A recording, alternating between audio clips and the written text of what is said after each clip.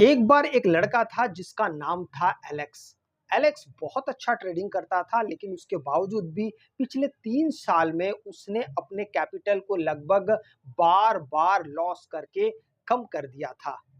अगर उससे कोई ऑप्शन ट्रेडिंग के बारे में बात करता तो घंटों उसके बारे में चर्चा कर सकता था। उसके पास सब नॉलेज था और वो लगातार अलग अलग दिनों में अलग अलग ट्रेडिंग स्ट्रेटेजी इस्तेमाल करता था।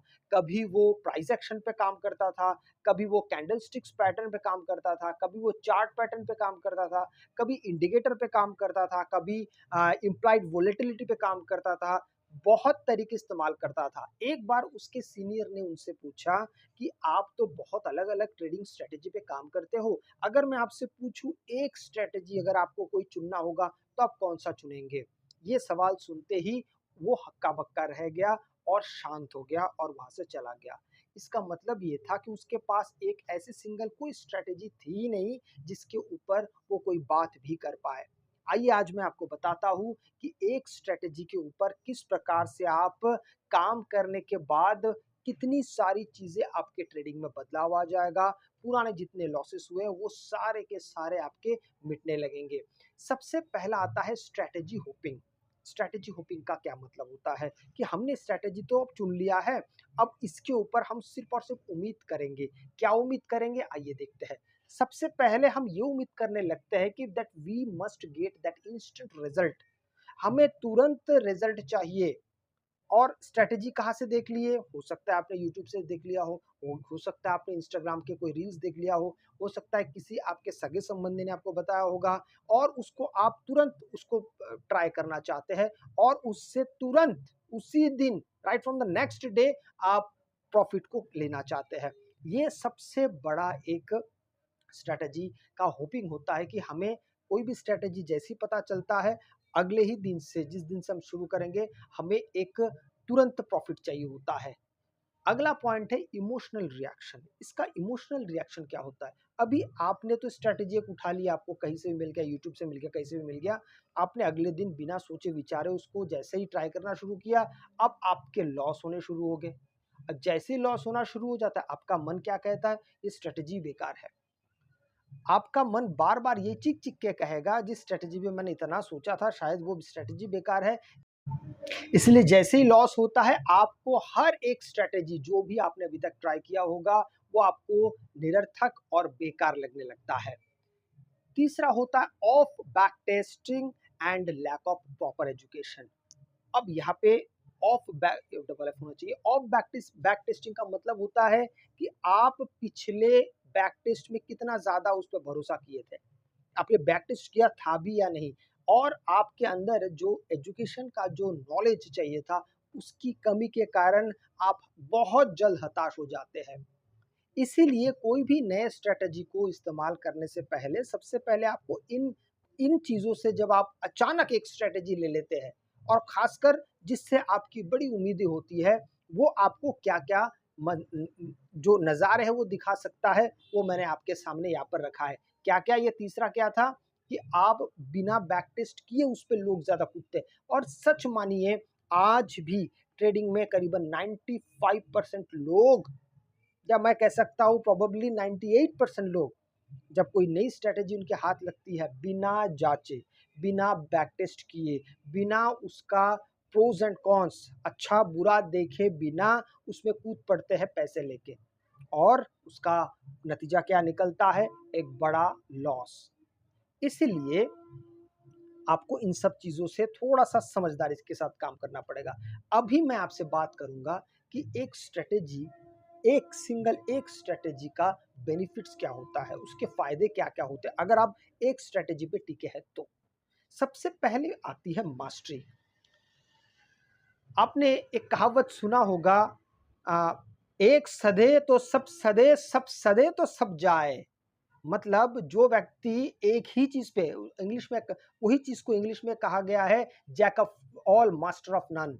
मतलब जिसको सभी चीज़ें थोड़ी-थोड़ी आती है, पर एक ऐसा कुछ भी नहीं जिसको पूरा आता हो। इसलिए आपको मास्टरी करनी है।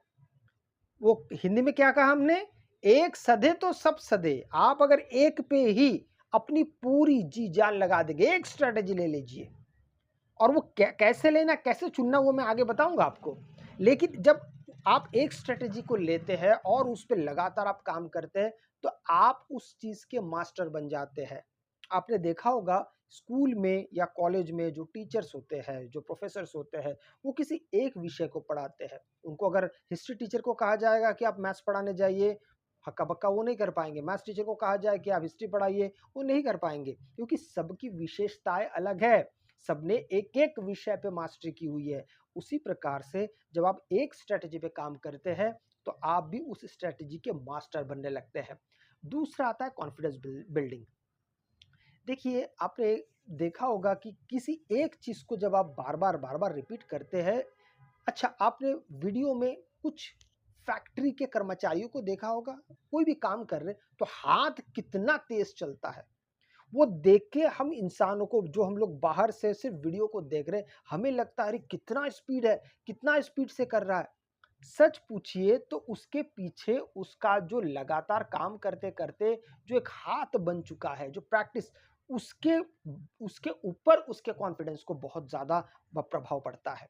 अब मेरे हाथ से गलती नहीं होगी, इसलिए कोई भी चीज़ लेता है, फटाफट करता है, उसको रख देता है, दूसरा लेता है, फिर तीसरा लेता है, फिर चौथा लेता है। हम जब अपने आप को उनकी जगह पे रखते हैं, हमें क्या दिखाई देता है? मुझे तो ये करने के लिए शायद 5 मिनट पूरा लग जाए और वहाँ पे वो 2 सेकंड में कर देता है। ये कैसे आता है? ये आता है कॉन्फिडेंस से और मास्टरी जब हम कर लेते हैं। इसीलिए आप जब एक स्ट्रैटेजी पे काम करते हैं और आपका दिमाग बाकी पूरी दुनिया भर के स्ट्रैटेजी से अलग हो जाता है, तो आपके मन में एक अलग कॉन्फिडेंस आता है कि भाई मुझे बाकी छोड़ दो, मुझे एक ही स्ट्रैटेजी पता है और उसके ऊपर मैं पूरी ज़िंदगी बिता सकता हूँ। तो वो लेवल का कॉन्फिडेंस आपके अंदर फिर बिल्डअप होने लगता है। तीसरा आता है कंसिस्टेंसी। कंसिस्टेंसी के ऊपर इस दुनिया में और कुछ भी नहीं है। म्यूजिक में एक कहावत है, अगर शिक्षा थोड़ी कम भी है, लेकिन अगर प्रैक्टिस बहुत अच्छा है, तो आपका काम चल जाएगा। अब दोबारा सुनिए मैं क्या कह रहा हूँ। अगर शिक्षा थोड़ी, ये म्यूजिक में कहा जाता है, अगर शिक्षा थोड़ी कम भी है, लेकिन प्रैक्टिस बहुत ज़्यादा है, जितना भी आपने सीखा होगा अपने गुरु से थोड़ा बहुत, लेकिन उसका प्रैक्टिस आपने इतना ज़्यादा किया है कि बस लोगों के सामने जब वो पेश करने जाते हैं, तो लोग वाह-वाह कर उठते हैं। और किसी एक व्यक्ति जिसके पास शायद गुरु ने बहुत कुछ सिखा दिया होगा, लेकिन उसने प्रैक्टिस बहुत कम की होगी या एक आध चीज़ों पे थोड़ा-थोड़ा प्रैक्टिस किया होगा, वो कभी अच्छा म्यूज़िशियन नहीं बन सकता। उसी तरीके से जब आप एक ट्रेडिंग स्ट्रैटेजी को लगातार, बार-बार, हर रोज़, कई महीनों तक एक ही चीज़ को जब लगातार करते हैं, तो उसको कहलाया जाता है कंसिस्टेंसी। लगातार करने की चीज़ें, लगातार करने की प्रक्रिया को। और जब आप कंसिस्टेंट बन जाते हैं, आपको कोई दोबारा दूसरी स्ट्रैटेजी की आवश्यकता नहीं पड़ती है। और अगर पड़ेगी भी, लेकिन पहला स्ट्रैटेजी जिस पे आप लगातार काम कर रहे हैं, वो आपके रग-रग में बस चुका होगा। चौथा पॉइंट आता है प्रॉपर रिस्क मैनेजमेंट। जब आप लगातार एक ही स्ट्रैटेजी पे होते हैं, तो उसके गुण अवगुण, प्रोस एंड कॉन्स, आपको सभी चीज़ें बड़ा क्लियरली धीरे-धीरे सब कुछ समझ में आने लगता है। चाहे फिर आप 1 लॉट से काम करें या 10 लॉट से काम करें, आपको पता है अगर मैं यहाँ से ट्रेड लिया तो मार्केट यहीं तक जाएगा, मुझे यहाँ पे एग्ज़िट कर देना है। यहाँ पे मैं बैठा नहीं रहूँगा।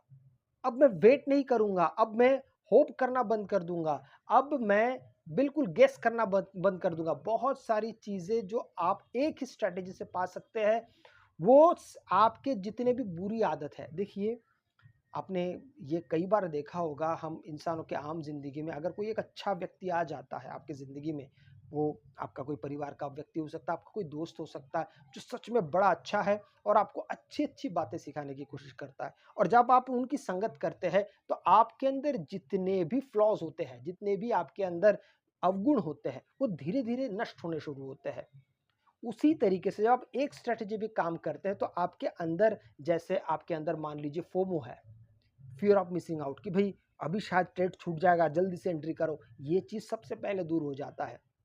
रिस्क मैनेजमेंट बहुत अच्छा समझ में आने लगता है कि भाई अगर मैंने यहाँ से इतना रिस्क लिया, तो मैं ज़्यादा नहीं गवाऊंगा, लेकिन मिलेगा बहुत अच्छा खासा।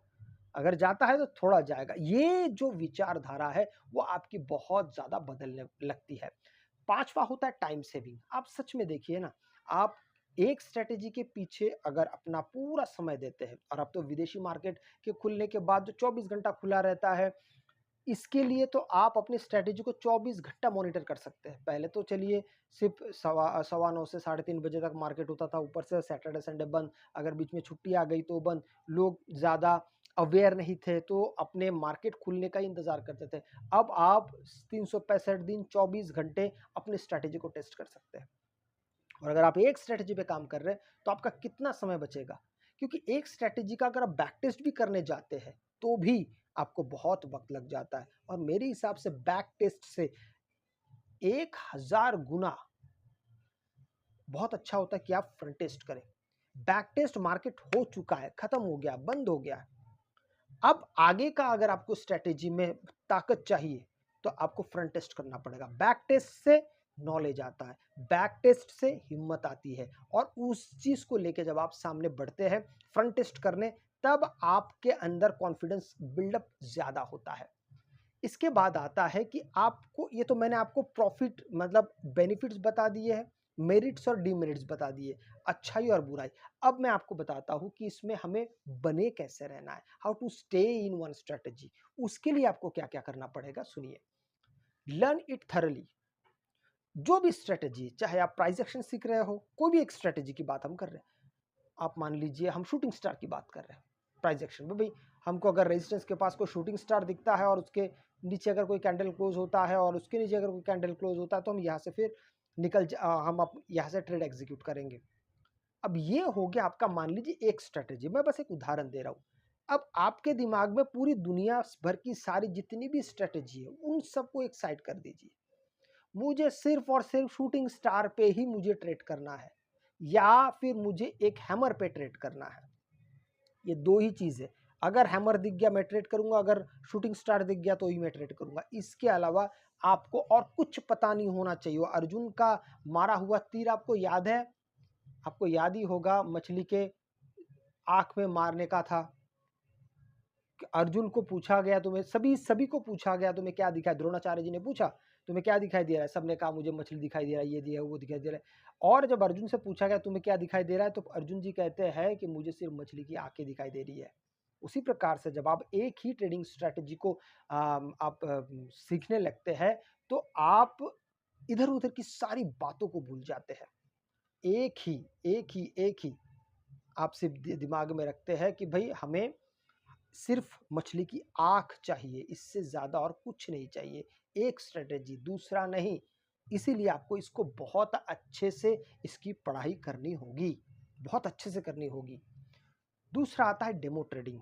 आज भी जो बहुत बुद्धिमान, देखिए एक्सपीरियंस ट्रेडर और बुद्धिमान ट्रेडर में फर्क क्या होता है। एक्सपीरियंस ट्रेडर समय बिता के आया है, ठीक है, एक्सपीरियंस ट्रेडर समय बिता के आया है, 2 साल 3 साल 4 साल, उसको हम एक्सपीरियंस ट्रेडर करेंगे। लेकिन जो अक्ल के साथ आया है और जिसके पास अगर एक्सपीरियंस कम भी होगा, तो इन दोनों की अगर तुलना की जाएगी तो ये बुद्धिमान वाला व्यक्ति ज्यादा, विजडम जिसके पास है वो ज्यादा प्रखर रहेगा, मजबूत रहेगा। तो जो बुद्धिमान लोग होते हैं वो डेमो ट्रेडिंग करते हैं। एक नई स्ट्रेटेजी जब उनको लगता है कि मुझे इसको प्रैक्टिस करनी चाहिए तो वो डेमो ट्रेडिंग करते हैं। आप देखे होंगे कि सचिन तेंदुलकर से लेके विराट कोहली, कोई भी आप बड़े क्रिकेटर को देख लीजिए, नेट पे प्रैक्टिस कितना सारा करते हैं। वो मशीन होता है जिससे बॉल निकलता है, हर हर रोज कौन बॉलिंग करेगा उनके लिए रात के 2 बजे, तो रात के 2 बजे भी जाके वो कई बार देर रात तक भी प्रैक्टिस करते हैं। क्यों? उनको पता है कि उनका कमजोरी कहाँ है। उस हिसाब से वो लोग उन कमजोरियों को दूर करने के लिए प्रैक्टिस करते हैं, और फिर मैदान पे जाके जब भारत के लिए खेलते हैं तो वो सही शॉट लगा पाते हैं। उसी तरीके से अगर आप डेमो ट्रेडिंग पे अपना सारा कुछ ध्यान केंद्रित कर देंगे, और डेमो ट्रेडिंग और असल ट्रेडिंग में तो फर्क ही नहीं होता है, सेम ही होता है। फर्क इतना है कि बस उसमें वर्चुअल मनी होता है डेमो ट्रेडिंग में, और असल में आपके रियल पैसे लगते हैं। तो बेहतर है कि ट्रेडिंग को, आपकी स्ट्रेटेजी को चेक करने के लिए आपको डेमो ट्रेडिंग की तरफ शुरुआत में जाना चाहिए, करीबन 6 महीने के आसपास। उसके बाद आता है आपका मेंटेन ट्रेडिंग जर्नल। इसका मतलब क्या है? आप जो भी ट्रेड ले रहे हैं उसमें आप प्रॉफिट कर रहे हैं या आप उसमें लॉस कर रहे हैं, उन सबको लिखिए, उसको उसका डेटा बनाइए, डेट वाइज, मंथ के, भाई आज का दिन है 1 तारीख, आज 9:15 बजे मैंने फलाने लेवल पे मैंने इसको बाय किया, इतने में मैंने इसको सेल किया, इतना मेरा प्रॉफिट हुआ। फिर मैंने दूसरा ट्रेड लिया 11 बजे, उसमें मेरा इतना लॉस हुआ।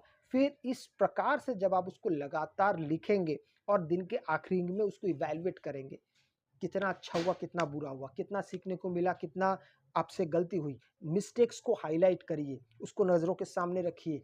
इस प्रकार से जब आप अपने ट्रेडिंग जर्नल को आप मेंटेन करना शुरू करते हैं, तो बहुत सारी गलतियाँ रिपीट होना बंद हो जाता है। ये आपको बार-बार याद रहता है ना। अपने गलतियों को, ट्रेडिंग की गलतियों को जब हम लिखना शुरू करते हैं कि भाई हाँ, यहाँ से मुझसे मिस्टेक हो गया है, पिछले बार एक शूटिंग स्टार बना था, लेकिन अचानक उसके नीचे और एक कैंडल क्लोज हुआ, मैं यहीं से ट्रेड लिया था, मार्केट यहाँ से रिवर्स हो गया। अब मुझे क्या करना है, अगर कोई शूटिंग स्टार रेजिस्टेंस के पास बनता है, तो मुझे 2 कैंडल के लिए वेट करना है, तभी जाके मैं यहाँ पर ट्रेड लूँगा। तो अब आप धीरे-धीरे प्रशिक्षित होते जाते हैं। ये कब होता है? जब आप उसको लिखना शुरू करते हैं। चौथा है टू सेट रियलिस्टिक एक्सपेक्टेशन। देखिए, ऐसा कोई भी स्ट्रैटेजी बना नहीं है जो 100% आपको पैसे दे। और वो लोग, सच में मुझे उन लोगों पे दया आती है जिनका लॉस होने के बाद लगता है, वो उनको वो कहते हैं कि भाई ट्रेडिंग तो लॉस की जगह नहीं। आप पहले वो स्ट्रैटेजिक तक तो पहुंचिए जो आपको करीबन 10 बार में 7 बार तो आपको पैसे दे देगा। वो जो 3 बार का लॉस है वो आपको पहले एक्सेप्ट करना होगा। वो अगर आप एक्सेप्ट ही नहीं करना चाहते, आप कहते हैं 10 में से 10 कोई स्ट्रैटेजी है तो ही मुझे बताओ, अदरवाइज सारे स्ट्रैटेजी बेकार है, सारे यूट्यूबर्स बेकार है, सारे ट्रेडर्स झूठ बोलते हैं। ऐसा हो नहीं सकता है, ऐसा संभव नहीं है। तो ये जब मान्यता आपके अंदर आनी शुरू होती है, तब जाके आप शानदार चीज़ों को और बेहतर तरीके से समझने लगते हैं। पाँचवा होता है माइंडसेट डेवलपमेंट। देखिए, स्ट्रैटेजी जब आपको पता चलता है ना, वो काम करता है 10% और माइंडसेट काम करता है 90%। क्योंकि एंट्री करने की जगह तो आपको मिल जाएगी, बाद में एग्जिट जो होता है वो माइंडसेट पे ही निर्भर करता है।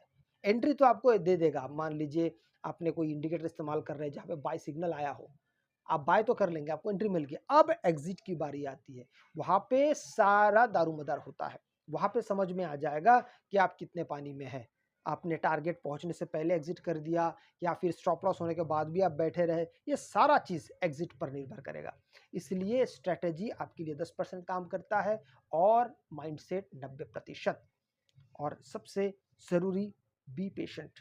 आपको बहुत ज़्यादा यहाँ पर नम्रता के साथ कह रहा हूँ, आपको धैर्यवान बनना पड़ेगा। चिल्लाने से काम नहीं चलेगा। समय लेगा, 2 महीना, 4 महीना, 5 महीना, 6 महीना, साल भर। जब आप एक स्ट्रैटेजी पे काम करना शुरू करेंगे, उसकी अच्छी-बुराई को जानने के लिए आपको समय देना पड़ता है। जैसे एक इंसान के बारे में जब आप पता करना चाहते हैं, तो सबसे अच्छा है या तो उसके साथ आप कहीं घूमने जाइए।